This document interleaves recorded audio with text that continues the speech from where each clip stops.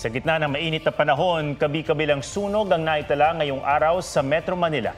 Ang isang taga-Taguig naabo ang 300,000 pisong inutang. May report si Mariz Umali.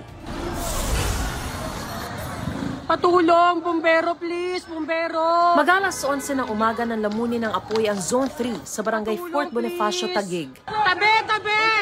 Tabi, tabi! Nagbayanihan ang mga residente para maapula ang apoy. Ayon sa BFP, malaking hamon sa kanilang pagresponde ang masisikip na eskinita at kakulangan ng tubig dahil sa umiiral ng water interruption sa lungsod. Nagsimula yung sunog daw sa allegedly sa electric fan. Kabilang sa 60 individual na naapektuhan ng sunog si Joseph. Ito na lang kasi ang natira sa 300,000 pesos na inutang pa niya sa kamag-anak para sa napambiling niya ng sariling jeep. Tanghaling tapat ng magkasunog din sa Barangay 275, Zone 25, Parola Compound sa Binondo, Maynila. Nagpulasan ang mga residente nang makita ang mabilis na pagkalat ng apoy sa mga wiring. Kanya-kanyang sagip sa mga kaanak, gamit at alagang hayop ang mga residente. Malakas na po yung usok noon nung nagsilabasan kami. Kinabahan na kahit anong habol ko, wala na talaga. Ito na ay ikalawang sunog sa barangay mula nung isang linggo. Yung paa ko po napaltusan, kahit masakit, tinis ko po para makatulong ako sa host ng mga bumbero. Aabot sa 100 truck ng bumbero ang rumisponde sa sunog na umakyat sa ikatlong alarma. 4 ang nasugatan, 30 bahay ang natupok. 60 pamilya naman ang naapektuhan. Mag-alas 3 ng hapon nang sumiklab ang sunog sa imbakan ng pyesa ng mga bus sa Barangay Baysa, Quezon City. Ayon sa BFP, mabilis na kumalat ang apoy dahil may flammable material sa loob ng warehouse gaya ng mga goma at langis. Naging problema rin ang kakulangan ng tubig. Maraming nagtulong-tulong, may mga bucket brigade nga dyan. Meron tayong malapit na hydrant. Siguro dahil sa El Nino, mahina yung daloy, yung supply. Tumanggi naman magbigay ng pahayag ang may-ari ng warehouse. Inaalam pa ang sanhi na magkakahiwalay na sunog ngayong araw. Mariz Umali nagbabalita para sa GMA Integrated News.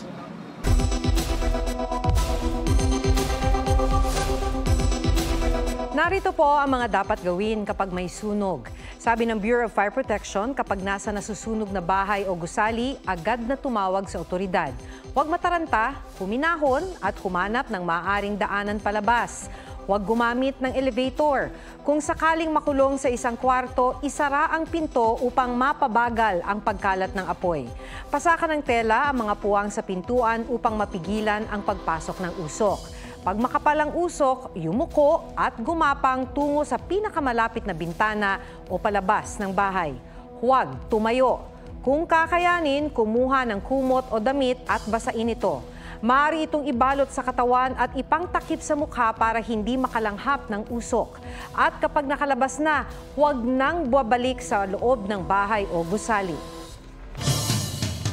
3 poste ng kuryente ang tumagilid sa kasagsagan ng malakas sa pagulan sa San Jose del Monte, Bulacan.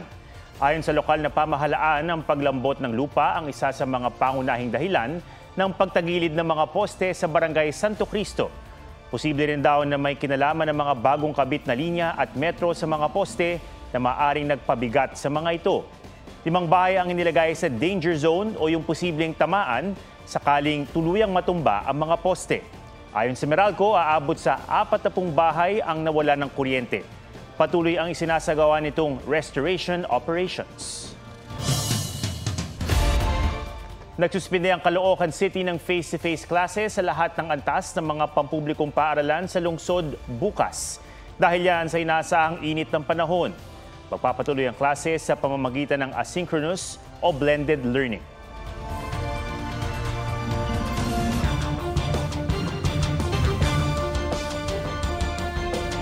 Sa pamamaril na uwi ang masayasanang inuman ng 2 grupo sa isang bar sa Las Piñas City. May report si Marisol Abduraman. Nagkakasiyahan ang 2 grupong yan sa magkahiwalay na mesa sa isang bar sa Las Piñas City. Maya-maya, nanduro ang isang lalaki sa kabilang mesa. Nagkaroon ng komosyon ang 2 grupo. Matapos ang sigawan at tulakan, Base sa investigasyon, banggaan sa CR ang ugat ng away. Doon naman, nag-hysterical itong babae na grupo ng mga biktima, nagsisigaw, hanggang itong isang suspect natin, na si alias Boss, nagwala na rin at inutusan itong isang suspect natin na alias Dexter, na itusan, barilin mo na yan. 4 ang sugatan sa pamamaril. Kritikal ang isang babae matapos tamaan ng bala sa ulo. Sasampahan ng reklamo ang namaril na si alias Dexter at ang kasama niyang si alias Boss, pati ang 3 hindi pa nakikilala. Napag-alaman ng Las Piñas Police na dati na palang may kaso ang 2 suspect. Ang isa nga sa kanila, frustrated murder din ang kaso. Tumanggi magbigay ng pahayag ang may-ari ng bar. Ayaw na rin daw magbigay ng pahayag ng mga biktima ayon sa kanya. Marisol Abduraman, nagbabalita para sa GMA Integrated News. Pinuna ni Senator Bongo ang DSWD sa anyay pamimili nito ng mga makakatanggap ng tulong mula sa gobyerno. Sa pagdinig tungkol sa mga panukalang isabatas ng Programang Assistance to Individuals in Crisis Situation o AICS. Binanggit ni Go ang mga naantalang payout sa ilang lugar kahit matagal nang na-validate ang listahan ng mga benepisyaryo. Naibigay lang daw ang cash assistance ng personal na puntahan ni DSWD Secretary Rex Gatchalian ng mga benepisyaryo at na doble parawang benepisyong ibinigay. Aminado si Gatchalian na may mga delay sa payout dahil sa mga naging problema sa Financial Management Office. Pero wala raw siyang plano na patagalin ang pamamahagi ng ayuda. Hindi ba ito na nagagamit sa politika ninyo? One question, for the record. Are you running for the Senate? Categorically, I am not using the office for my politics, and I categorically state that I am not running for any position this coming election. Mananatiling Education Secretary si Vice President Sara Duterte. Any of the cabinet secretaries will be replaced pag hindi nila ginagawa yung trabaho nila. Hindi na kaya, nagkasakit, sabihin mo na, di papalitan ka namin. O hindi talaga marunong, o corrupt, di ba? Tatanggalin ka talaga namin. Hindi naman ganun si Inday. Sinabi yan ng Pangulo matapos sabihin ni First Lady Liza Araneta Marcos na bad shot sa kanya ang bise. Mag-uusap daw sila ni Duterte at naniniwala siya na maiintindihan ng bise ang pagiging protective ng First Lady. Tiwala rin daw ang Pangulo na mapaplansya pa ang gusot ng dalawa.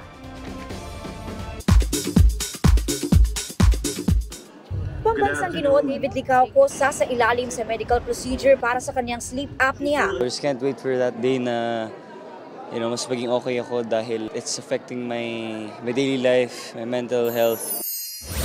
Asia's Limitless star Julian San Jose na ospital dahil sa severe stomach pain at migraine attack. Dahil dito, hindi siya nakapag-perform sa concert ni Regine Velasquez. Nakaka-feel bad pa rin kasi talagang looking forward ako na makasama ulit si ate sa stage.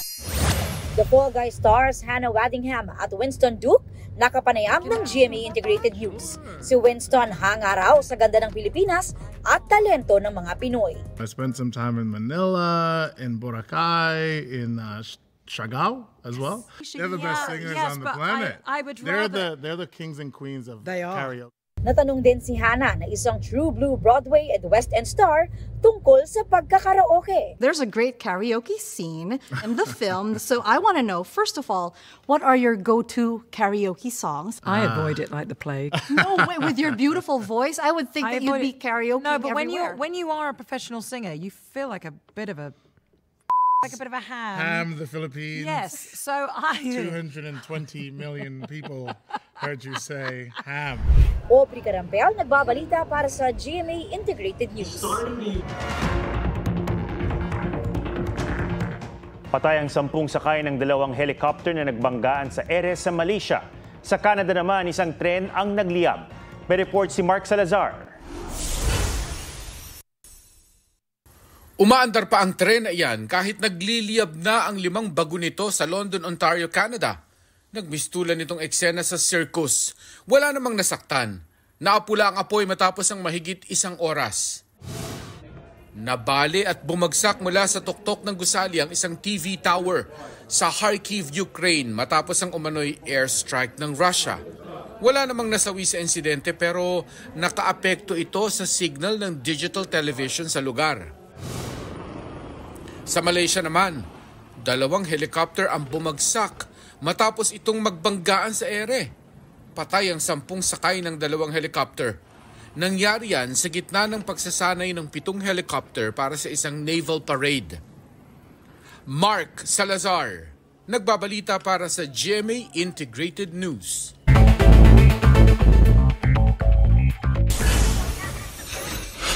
Magkapatid, nadaganan ng malaking bato sa isang ilog sa Davao del Sur. Nasawi ang 1 taong gulang na batang babae. Minomonitor naman ang kondisyon ng kapatid niyang 4 taong gulang na lalaki dahil sa mga tinamong bali sa katawan. Naglaba at naligo raw sa ilog ang pamilya ng mga biktima nang mangyari ang insidente. Magkasunod na lindol, muling tumama sa Hualien, Taiwan na siya ring naging sentro ng lindol nitong April 3. Wala namang naulat na nasaktan o nasawing Pilipino sa lindol. Nakikipag-ugnayan na raw ang Department of Migrant Workers sa kalagayan ng mga Pilipino roon. John Consulta, nagbabalita para sa GMA Integrated News.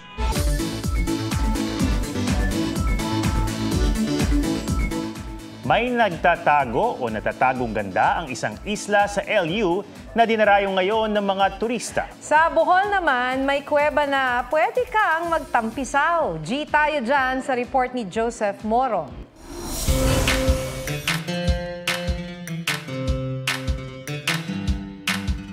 Talaga namang mapapawaw ka sa sobrang linaw ng tubig sa malaparaisong Imuki Island sa La Union. Tiyak na mag-i-enjoy ka rin na libutin ng maliliit na isla habang sakay ng bangka. Kung gusto naman maglakad, pwede rin dahil may parteng mababaw ang tubig. Puntahan din ng mga pakawan. Ang ganda ng lugar, sulit kahit napalubog na ang araw. Let's roll naman dito sa Bohol kung saan di lamang ang sikat na Chocolate Hills na mapupuntahan. Tara at pusukin ang Hinagdanan Cave.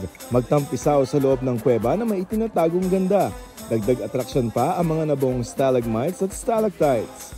Joseph Morong nagbabalita para sa GMA Integrated News. Yan po ang State of the Nation. Ako si Ato Maraulio para sa mas malaking misyon. Para sa mas malawak na paglilingkod sa bayan, ako si Maki Pulido mula sa GMA Integrated News. Ang News Authority ng Pilipino. Mga kapuso, alamin ang State of the Nation. Mag-subscribe sa GMA Integrated News sa YouTube. Sa ating mga kapuso abroad, samahan niyo kami sa GMA Pinoy TV at sa www.gmanews.tv.